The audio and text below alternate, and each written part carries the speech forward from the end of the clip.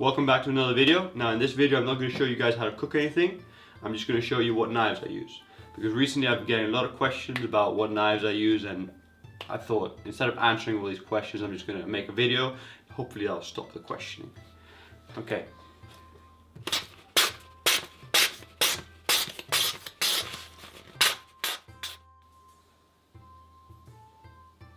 These are very expensive knives and they're probably very difficult to get for the amateur chef or even the professional chef.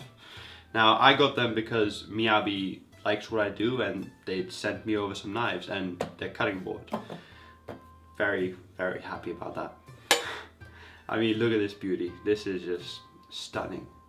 This is the 5000 MCD and these retail for 400 euros in Europe, well, 395 or something like that. The great thing about the MC5000 is the handle and the blade are equally balanced. And what this means is that when you take it by the pinch grip, you don't have to work. It stays nice and horizontal.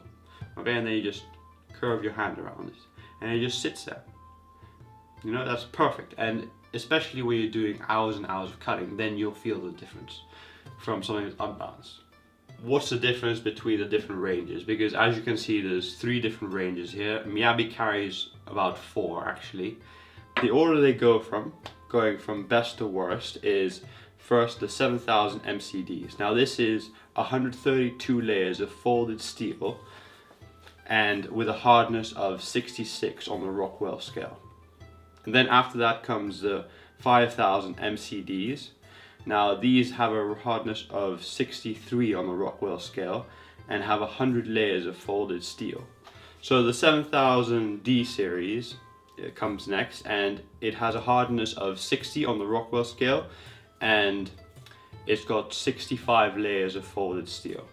Now this hardness Rockwell scale thing probably doesn't mean a lot to most of you, and that's understandable. You probably shouldn't know about it, except for when you go to buy knives or if you're in some sort of engineering course like I used to be. So basically what the Rockwell scale is they indent the metal with a diamond tip and then they measure that indentation, and however deep it goes is relatively how hard it is.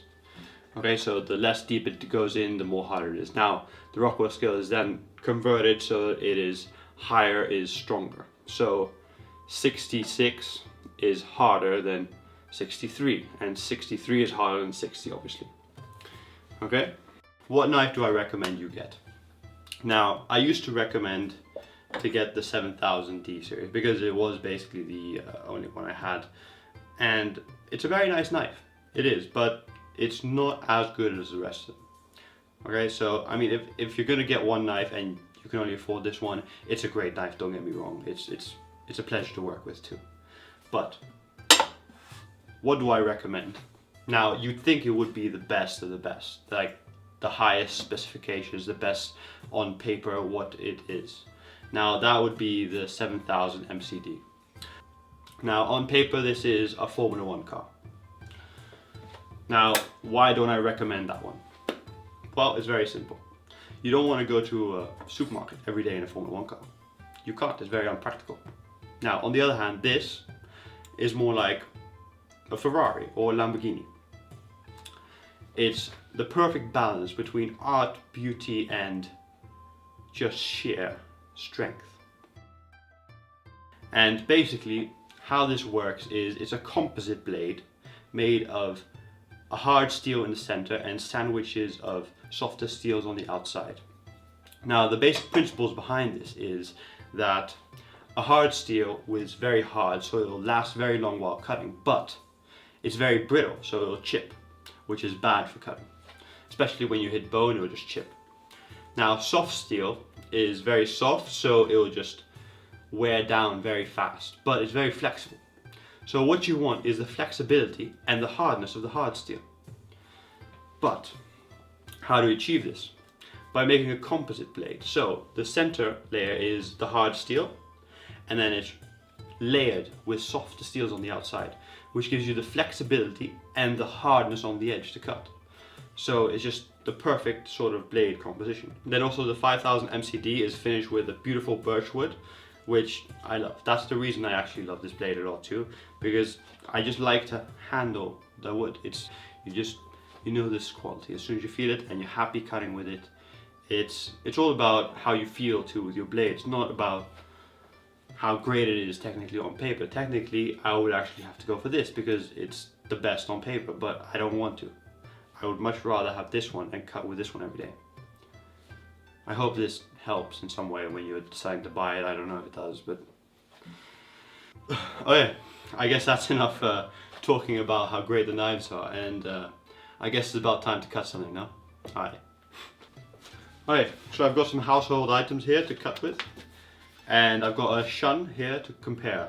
This is a shun blade. Now, as you can see, brand new sponge.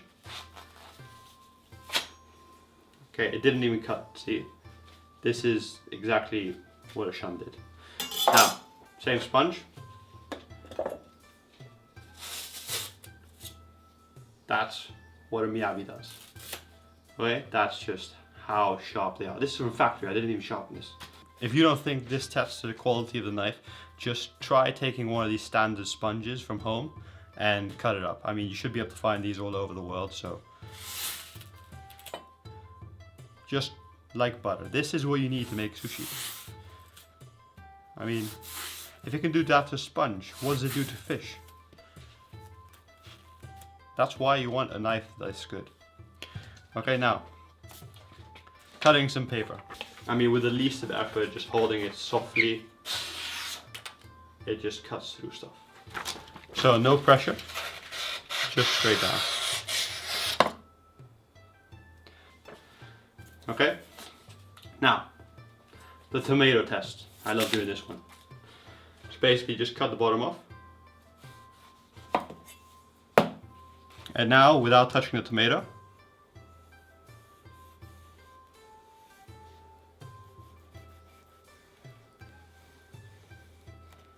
just cut it off and then cut a very thin.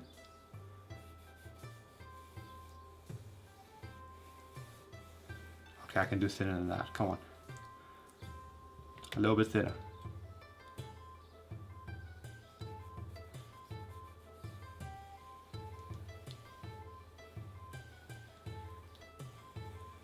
Look at that, without touching the tomato. Beautifully thin Carpaccio tomato without touching it. I hope you enjoyed watching this video about comparing different Miyabi knives. If you haven't subscribed to my channel, you should do so right now. On the top left corner, a link has appeared. And if you want to watch some of my other videos, how to make sushi and stuff, a link has appeared on the right, which takes you to all my other videos. Have fun, enjoy.